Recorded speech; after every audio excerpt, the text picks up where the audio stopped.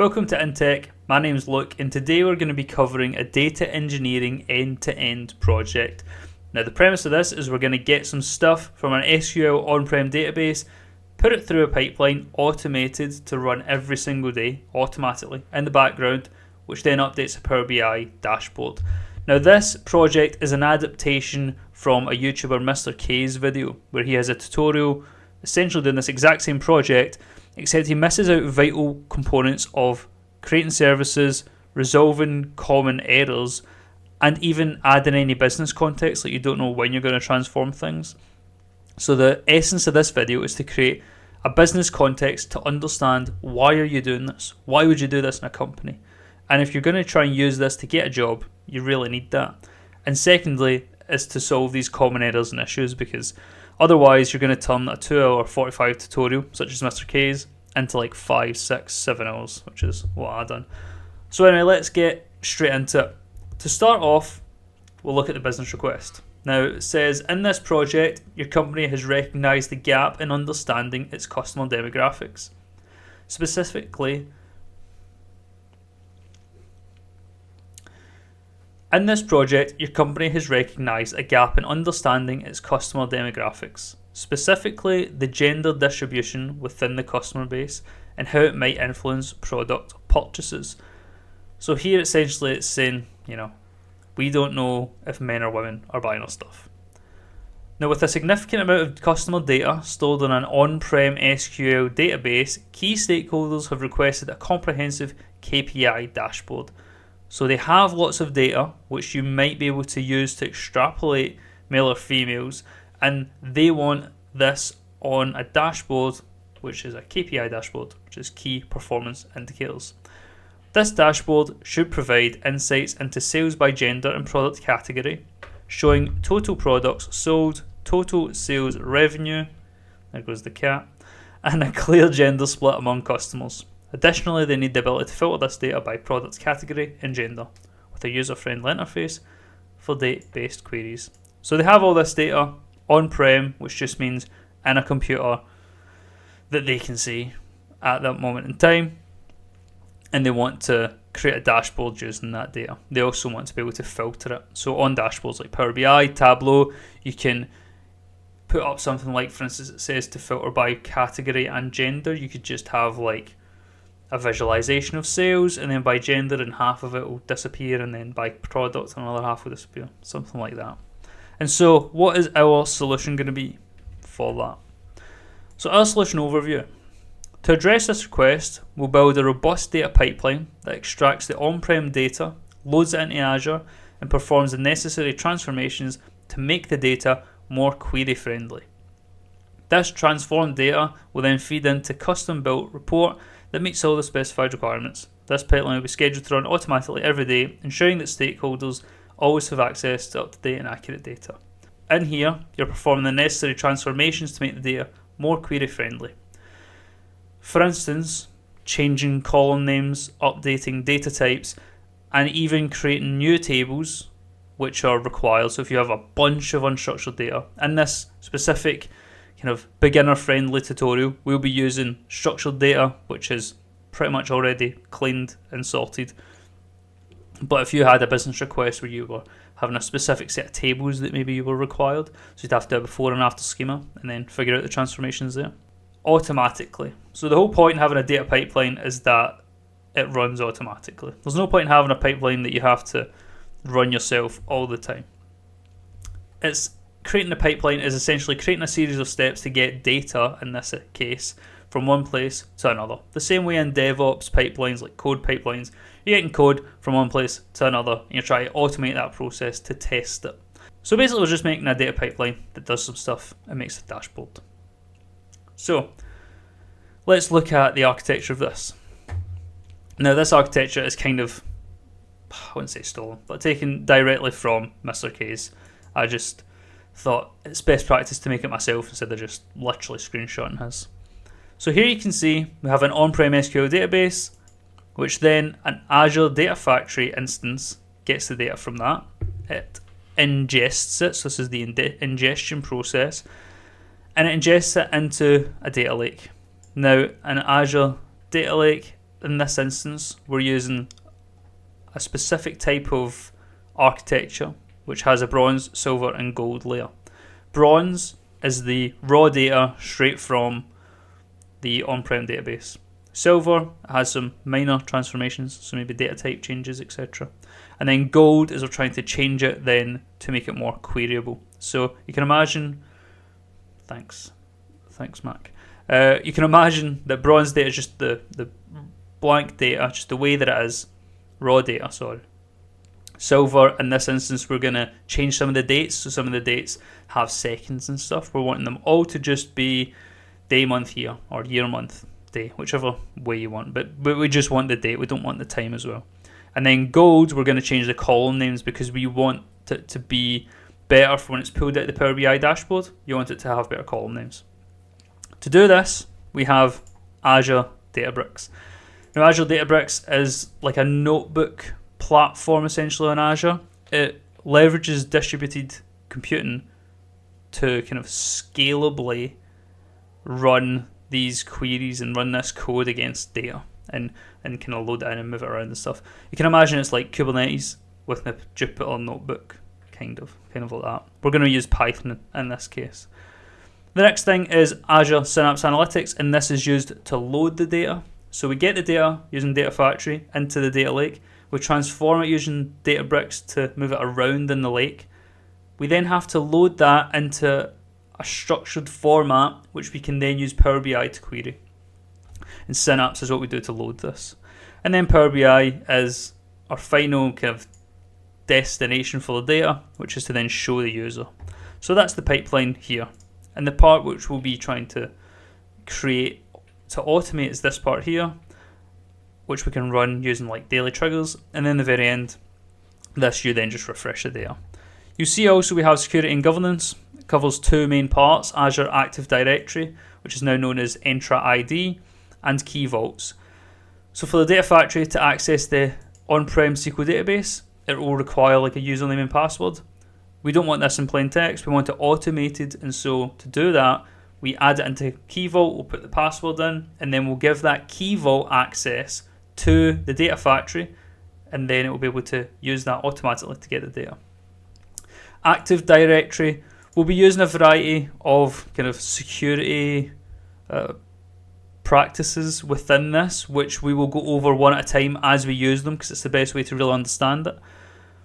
And then at the very end, we will go into Active Directory to understand the concept behind groups and RBAC a bit more explicitly, because RBAC, which is role-based access control, it's like a heavily required feature when working with the cloud, because essentially you're going to get, instead of individual users, or even with individual users, but you essentially want to group together people who act within a certain role, and you want to have that specific role to have specific levels of access.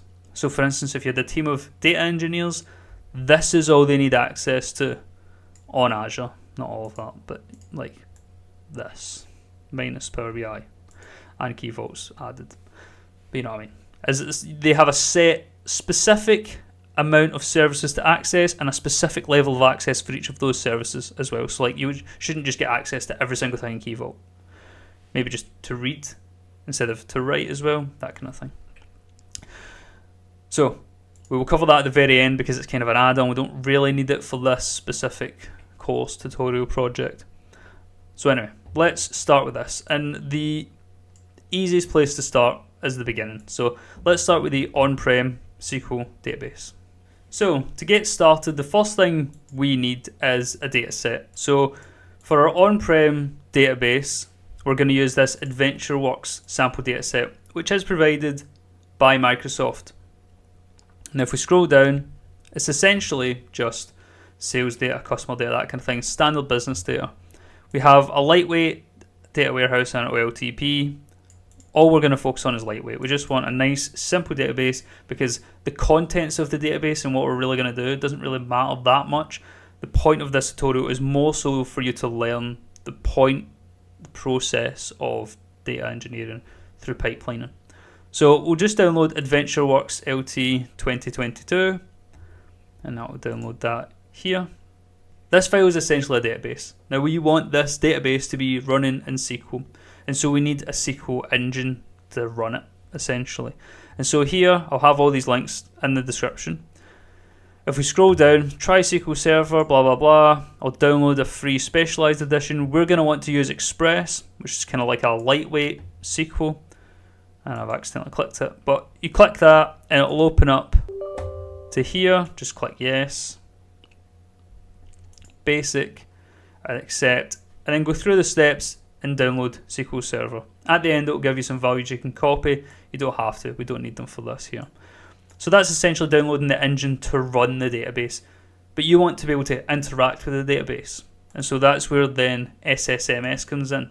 SQL Server Management Studio. SSMS allows you to, as you can see here, configure, monitor, administer instances of SQL servers and databases. We're going to use this as our front end to interact with the database. And so again, there's a download just here. So click download and that will download it. It's about half a gig, so it could take, a minute or two depending on your connection.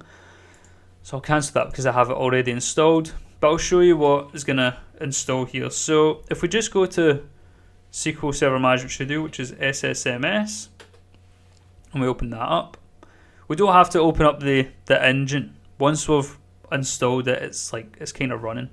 And so it's running a server, a SQL server. So if we go here, you can see server type, database engine, that's fine. Name, if you click here, this SQL Express, that is the engine that's running. That's what we had just downloaded. If you had multiple servers running, you could use them, but this is the only one we've got. Click connect. Cool, and we have that there. So now we have the engine running, essentially. We have the UI to interact with it. And we have the database, but he's kind of like somewhere random. He's in downloads.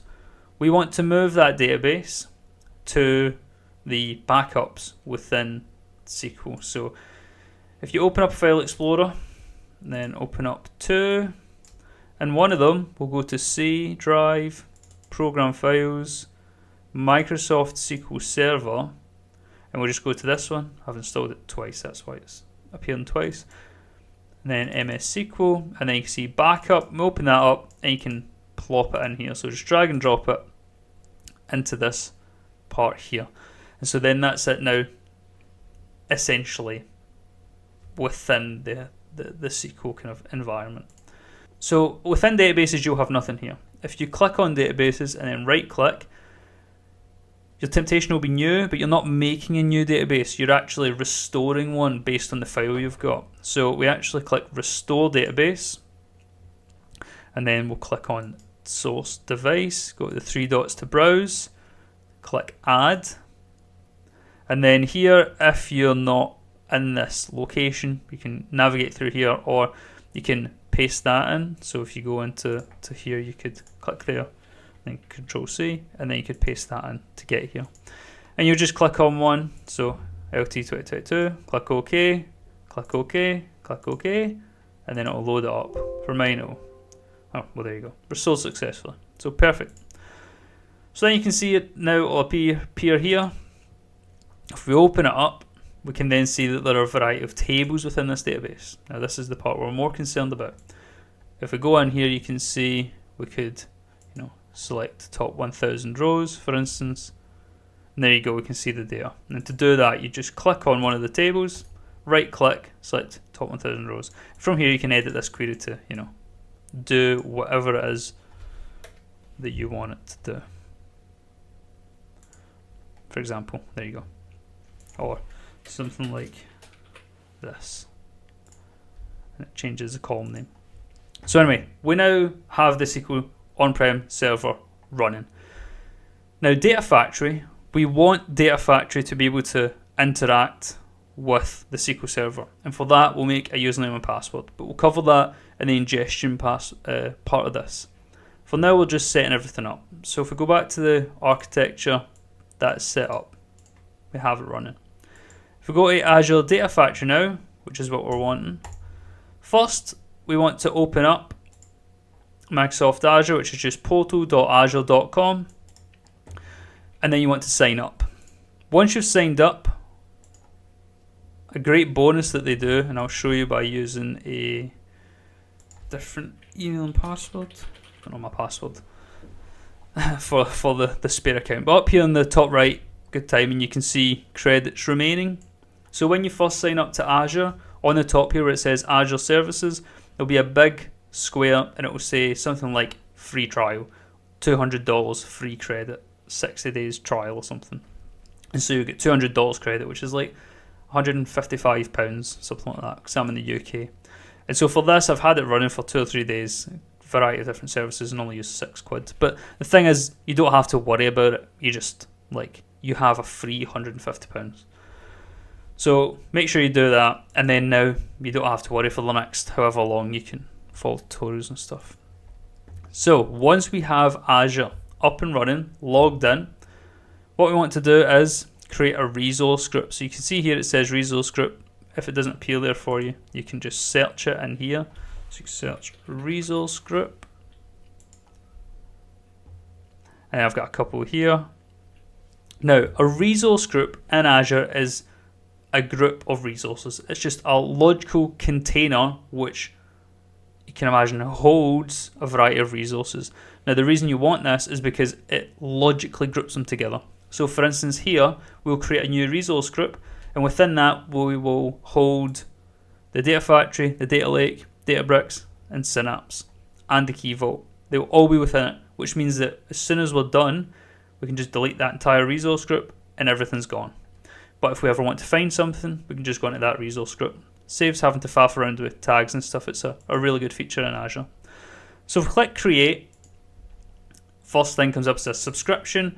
A subscription again is like another container. It's one layer up from resource groups, you can imagine it. They consolidate billing, that kind of thing. So you would have like one subscription, say for a dev environment, one for QA, one for prod, something like that.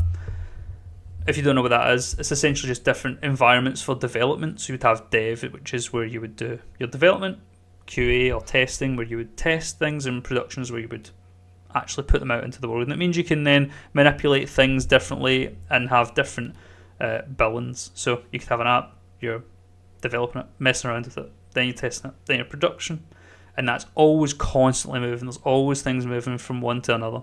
So we'll just name this resource group intech-rg, and for region we'll just go closest to us, which UK. We'll just go UK South since that's recommended. Next, tags, don't need any tags, we're all good. Review and create, and you can see it's passed the validation, so we can just create this resource group, and it'll happen just instantaneously because it's just a logical grouping. So let's go to the resource group, we'll click create. And so within this resource group now we want to create the resources. Now we're in the marketplace, we can click Azure Services Only, which means that we don't see now stuff that's on the general marketplace. We only see things which are Azure Services. Now you can already see it's here, but if you didn't see that, you can just search DataFac, that should find it, Data Factory. And so if we click create, then one option, Data Factory, and that will open up this page. Again, subscription, resource group, instance name, we'll just call it intech-DA for Data Factory. Region, again, we'll just go closest to us, and then version, just leave that as is. Configure get later if we want it. Networking, it's all good. Nothing here we need to change. And then that should work. We'll recreate this, and you can see it's deployment in progress. And again, it takes you to this screen. So this is the screen you come to whenever you deploy a service, and that was rapid. So you go, I was going to say, you can see here the subscription in the resource group.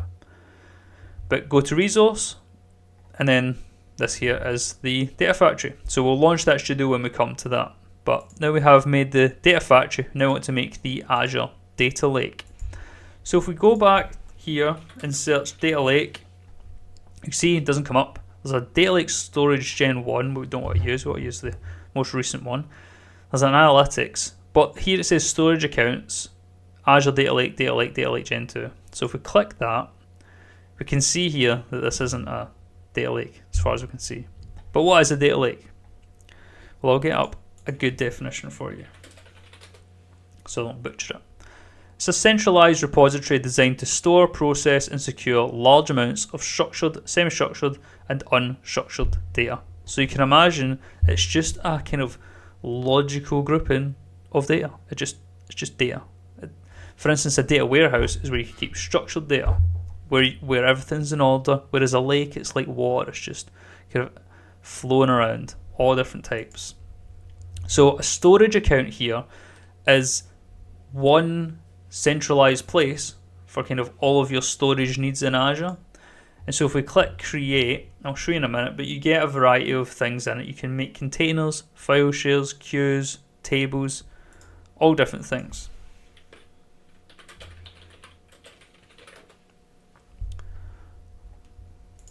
As you can see here, yeah, contains all your Azure storage data objects, blobs, files, queues, and tables. So here, subscription, same one. Resource group, make sure it goes to the right one, Intech RG.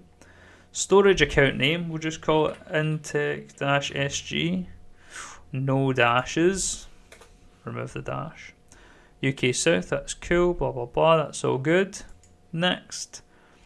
Now here, you may clock it, hierarchical namespace. So hierarchical namespace, complemented by Data Lake Storage Gen 2 endpoint, enables file and directory semantics, accelerates big data analytics workloads, and enables access control lists. Checking this box essentially turns your storage account into a storage account with data lake capabilities, i.e. turns it into a data lake. So from that, we'll just click review and create, and that will just skip all of this because we don't need to touch that. Straight to the end. Click create. And then that will be creating this deployment. Now, what I was going to show you last time, but it was too fast, is whilst this is going on, the subscription and resource group, we can just go to the resource group here and just move on to the next bit. And up the top, you can see there's that notification. We can just let that run in the background whilst we create the next thing. And so the next thing is an Azure Databricks instance. So if we go to create again, this time we'll write in Databricks. Now you can see it's popped up, deployment succeeded, so that's good. First one, Azure Databricks, create Azure Databricks. And again, same stuff, subscription, resource group. Now, workspace name, because it's going to be a Databricks workspace, which is exactly, again, what it sounds like. It is a space for work, which is honestly one thing that I do like about Azure, is that their names are not messing around like, you know, with AWS. It's a bit kind of, who knows what they're talking about sometimes. So for this one, we'll call it Databricks, or we'll call it Intech-Databricks. There we go. And we'll just leave the rest of it as is. Next, next, next, next. And review and create. And it's validating, successful. We'll create that. Perfect. And then again, just go back to the resource group whilst that goes on. And then the next thing we need now is the Azure Synapse Analytics. So again, we'll click create. We'll just write Synapse. Synapse Analytics, create, create. Same thing again, where do you want it? I want it in this subscription, I want it in that resource group. Workspace name, because Synapse is similar to Databricks, as it creates a workspace for you, so it's a space for all your work. So you can have multiple workspaces. The workspace name for this, we will call it Intech-Synapse. Region, UK again, South. Now this time, you see it says select Data Lake Storage Gen 2. Now the reason that it says this is because if you recall from this diagram, Synapse loads the data from the data lake to make it structured enough for Power BI. It kind of loads it into a format structured enough for then Power BI to run the queries against. So it knows to expect a data lake, essentially. So here we'll go account name, and it's saying which subscription. We're going to go with a normal one. File system name, no available items. So if we see here, what we're wanting to do is create a new one. And we'll call this one Synapse-FS for file system. Click OK. Now this file system is because Synapse, as a workspace, it has its own files that it uses. It has logs, data, outputs, things like that. And so now you're saying, within this data lake, here you go, have your own little file system. You can use your files and stuff as you need in there. And I'll assign myself the storage blob data contributor role on data lake to interactively query it in the workspace. So basically to give permissions for Synapse and data lake. If we go next, security, that's fine there. These are kind of things that are worth consideration, but out of the scope of this particular project. Review and create, and then we should create this. It says $5, don't be alarmed, that's per terabyte. So you're not going to spend $5, don't worry. And if you do, it's the free trial, so all good. Now if we go back to the resource group, we now have all of this created, except you'll be thinking, look, what about bronze, silver and gold? Well, if we go into the storage account back here, on the left hand side you'll see what I was talking about, data storage, containers, file shares, queues and tables. So if we first click on containers, you can see here that the file system has created itself and there's an automatic logs container. Now we want to create a bronze, silver and gold container, or containers. So we just click plus up in container and then just do bronze and click create, and then silver, click create, and then the same for gold. Click create. There we go. Cool. And so these are just containers for the information to go in, hence the shape of this and the architectural diagram.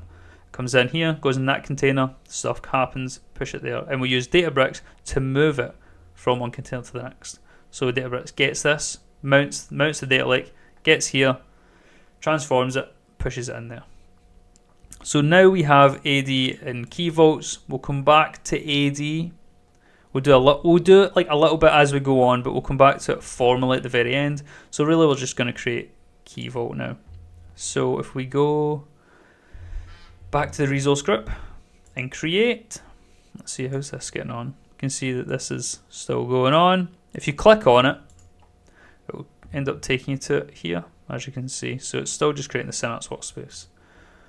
If we go back, we're back here again. So go key vault. Spelled it wrong, but that's all good. It will still find it. We're creating a key vault. Same subscription as normal. And now you'll see here, there's a couple other things. We have a Synapse workspace and the Databricks one. We actually have two Databricks ones, but one was from a previous project.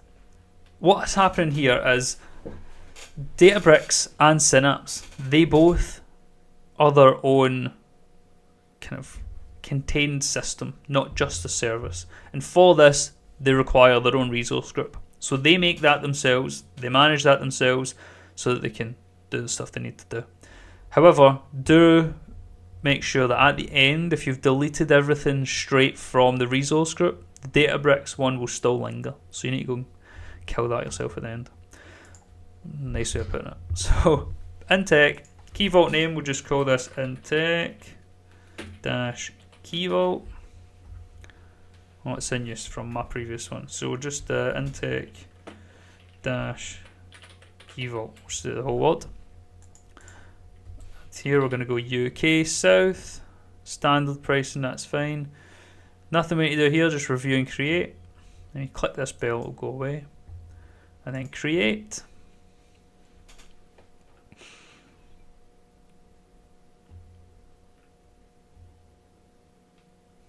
And then back to the resource group. Now that is deploying.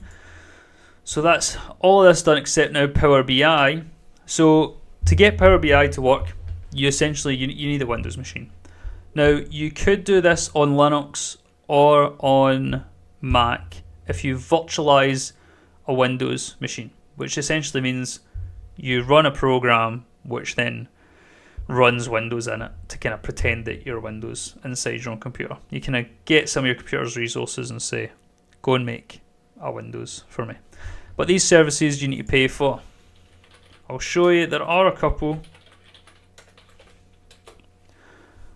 Parallels is one that I've heard people using successfully, and UTM.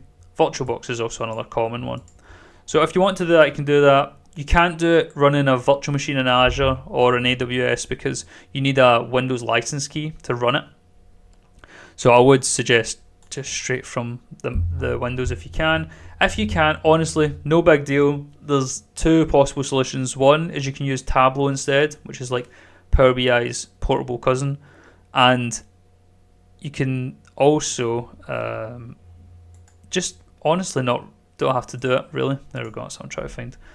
You don't have to do the dashboard because the dashboard is kind of just a way, A, to show that you understand the full process beginning to end, but also B, it just gives a tangible output to everything you've done here, which is always quite nice. But often for people, especially people who are engineers, this front bit probably least favourite, so it's no biggie if you're missing out on it.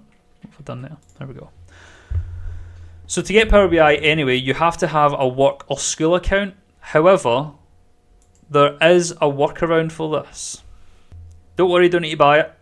There is a thing here, try free for 1 month. Now, if you don't have a work or school email, it can be frustrating because you can't sign up to Power BI. However, if you come here to Microsoft 365, this link, I'll add it in the description. You can try free for 1 month. We'll just use $4.91 because if it does auto renew, then you know, fair enough. But also, it's the cheapest one. But also, if you contact Microsoft, they're really good at refunding it. So anyway, if you follow through this here, you'll have to, I think, confirm your email. You definitely have to confirm your mobile number. But you will get to a point where then it asks you to create your own email address. And so you could do like look at intech, and then it adds a end something like .on.microsoft.com. And this is a work email. Now you can then straight after that cancel this trial, but it keeps the work email. And you can then use that as a works email to sign up to Power BI. I'll put a link in the description of a video that I found to do that, so you can go check that out. Now, once you have that done, you could get Power BI, download it from Microsoft online, so on your browser. But the problem with that is the package you're installing is a one-time thing, so you don't know if you need an update, basically. You have to go and find it yourself. Whereas the good thing about the Microsoft Store is that the Microsoft Store will automatically at least tell you need an update, or you can go on it to check. It's like a package manager essentially with a UI. So here I've installed it, but you just install it yourself, and then once it's done, you can, once it loads, sign in, and then it'll just bring you to a boring old front cover bit which says create report, blah blah blah. We'll show you when it loads up. There we go. And this is kind of the splash screen, if you will, for it. And you can see here I'm logged in with this .onmicrosoft.com. That's it. So that is the entire setup to get each individual service running. In the next episode we will cover ingestion, in which we will set up the Azure Data Factory using key vaults for security to get the information from SQL Database and put it into an Azure Data Lake. And then in subsequent episodes we will get a data lake, transform it using Databricks, load it with Synapse, and we will end up with a Power BI dashboard. Now if you had any questions surrounding this, let me know, because I really want to help people do it. I don't like it when people skim over things or miss things. So if you have any queries, questions, issues, let me know in the comments below. And until next time, I shall see you later. Take care.